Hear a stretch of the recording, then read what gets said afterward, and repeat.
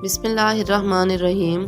Assalamu alaikum to all the learners, to all the viewers. Our today's topic is infinitive. Infinitives के बारे में हमने जानना है what are they and how they can be identified from the given sentence. Infinitive के बारे में याद रखिएगा to के साथ verb की first form sentence में use होती है तो infinitive कहलाती है और इसका रोल वर्ब का नहीं होता, मीन्स के ये मेन वर्ब के अलावा होती है। ठीक है, तो टू के साथ वर्ब की फर्स्ट फॉर्म इन्फिनेटिव कहलाती है। बड़ी आसान सी बात है जो आप फिंगर टिप पे रख सकते हैं। Let's see some of the examples. कहीं पर ये टू के साथ होगी और कहीं पर ये टू के बगैर होगी, तो इसको आइडेंटिफाई करने का तरीका भी हम साथ में देखेंगे।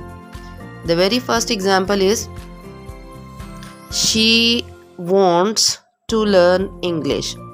अब इस सेंटेंस में आप देखें कि wants हमारा मेन वर्ब है, ठीक है, और इसके बाद आप ये देखें टू के बाद learn यूज़ हुआ है, learn वर्ब की फर्स्ट फॉर्म है, तो ये क्या कहलाएगी? इन्फिनेटिव कहलाएगी। Second example is the meeting was about to end। यहाँ पर भी टू इस्तेमाल हुआ है वर्ब की फर्स्ट फॉर्म से पहले, तो ये हमारा क्या है? इन्फिनेटिव है।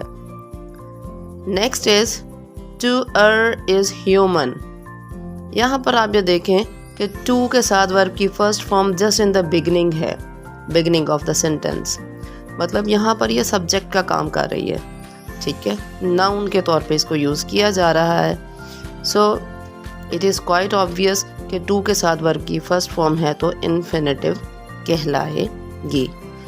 ठीक है, तो इन्फिनेटिव को याद रखिएगा, इसलिए इन्फिनेटिव कहते हैं कि इसका रोल वर्ब का नहीं है, बल्कि सम टाइम ये नाउन के तौर पे एक्ट करती है, सम टाइम एज एडजेक्टिव और some time as adverb act करती है। सो चूँकि इसका रोल जो है वो लिमिटेड नहीं होता, तो कॉन्सेप्ट इसका जो है वो इन्फिनिटी से है, सो इसलिए इसको इन्फिनेटिव कहते हैं। Next example is we need not go there. अब इस सेंटेंस में आप जो देखें कि वी के बाद, वी हमारा सब्जेक्ट है, सब्जेक्ट के बाद हमारा है वर्ब फॉर्म है, ये हमारा मेन वर्ब है, नॉट गो देयर। अब आप ये देखें कि ये जो गो है यहाँ पर टू के बगैर इस्तेमाल हुआ है, तो ये क्या है? इन्फिनेटिव है। मेन वर्ब हमारा क्या है? नीड, ये वर्ब का काम कर रहा है यहाँ पर, और गो जो है वो वर्ब के तौर पर यहाँ यूज़ नहीं हो रहा है, टू के बगैर है, इसलिए बेयर इन्फिनेटिव कहलाएगा। सो ऐसे इन्फिनेटिव जो टू के साथ इस्तेमाल होते हैं उन्हें फुल इन्फिनेटिव कहते हैं, और जो टू के बगैर इस्तेमाल होते हैं उन्हें बेयर इन्फिनेटिव कहते हैं। Let's have a look at another example.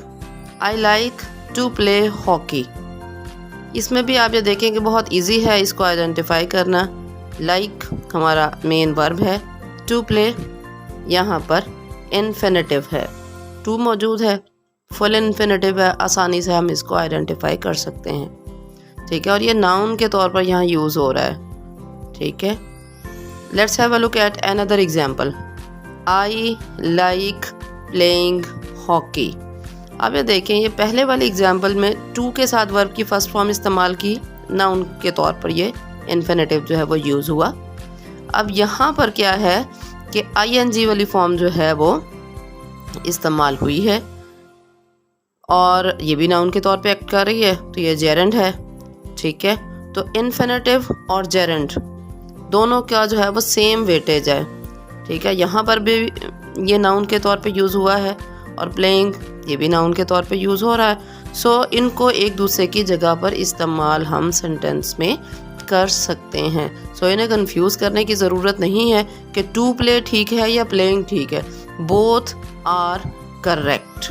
Keep on practising. Have a nice day. Thank you so much.